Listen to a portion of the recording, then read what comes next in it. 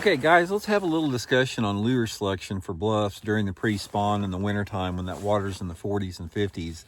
And then I've got three that I want to show you here. Then we're going to go out in the lake and I'm going to show you exactly how I like to fish them and how to set up on them, how to work them and that type of stuff.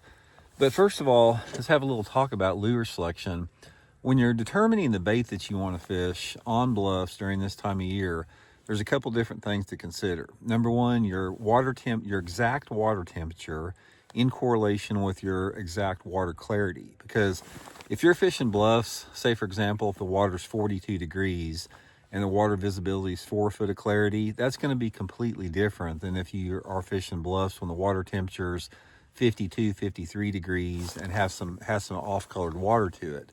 And there's everything in between. Let's say one situation, you've got really clear, really cold water, and then in the other end of the spectrum, you've got some warmer pre-spawn water, like up to 55 degrees, which is sort of the max cutoff for what we're talking about today. And you may have 2 foot of clarity. So each one of those is going to dictate the lure selection that you have. But for the sake of today's video, we're talking about, typical early spring, late winter fishing. There's 3 different lures that I like to fish. And we'll get into some other stuff later in some later videos. Like as you get later into the pre-spawn, your chatterbaits and spinnerbaits start working, but that's not really what I want to focus on here.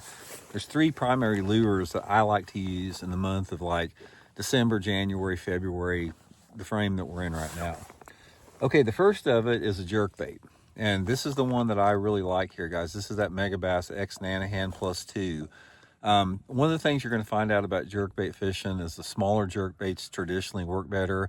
And also, guys, I'll link all 3 of these lures in my Tackle Warehouse link description in this video. If you guys would like to pick up some of the X Nanahans and the other 2 baits I'm talking about, you guys can use that link.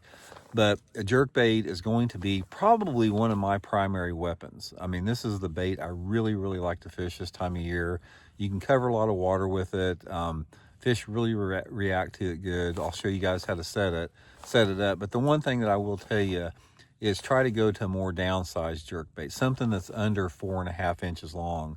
Traditional jerkbaits like the Megabass, the Vision 110, or like a Rogue or any other type of standard jerkbait, 4.5 inches long. That bait can be good under a couple different conditions. If you have a little bit warmer water or a little bit more stained water, the bigger jerkbait. But for most situations, I like the downsized one like this X Nanahan Plus 2. Okay, the next bait is a crawdad pattern crankbait. And my favorite, guys, is this. This is the Megabass Super Z3 crankbait. A lot of guys like a wiggle wart and a rock crawler, which I do too. But one of the things I like about this Super Z3 is it gets down pretty deep and it's got some really good crawdad patterns. Again, I'll link this in my Tackle Warehouse link in the description. This bait on 10-pound test line is going to get down easily to the 10-foot zone. And a lot of times when that water's cold, that's the zone you need to get it into.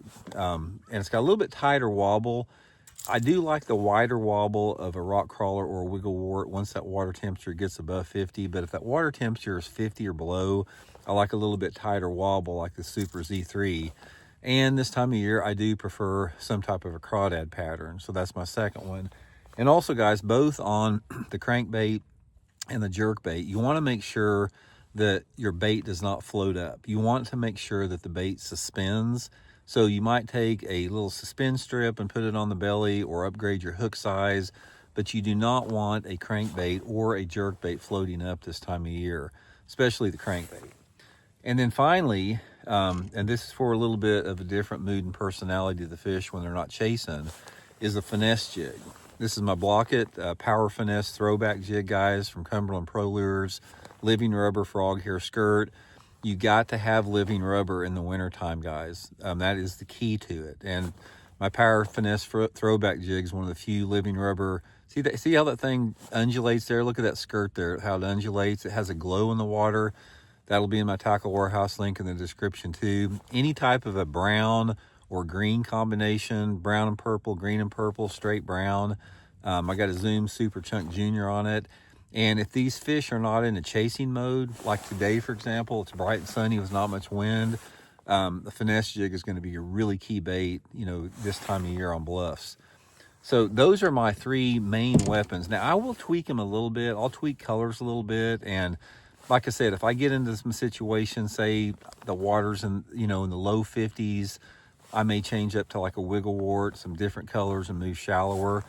But I'm looking to catch fish on these bluffs in two different ways. These bluff fish this time of year, a percentage of them are going to be on the bottom in like 10 foot of water or less. And if it's a little bit cleaner, those fish can be suspended out off those bluffs, 10 or 15 or 20 foot. And that's when like your A-rigs, swim baits, or jerk bait's going to produce. So, okay guys, let's get up there and I'm going to show you now exactly how I approach the bluff as far as how I position the boat and make my cast. So here we go.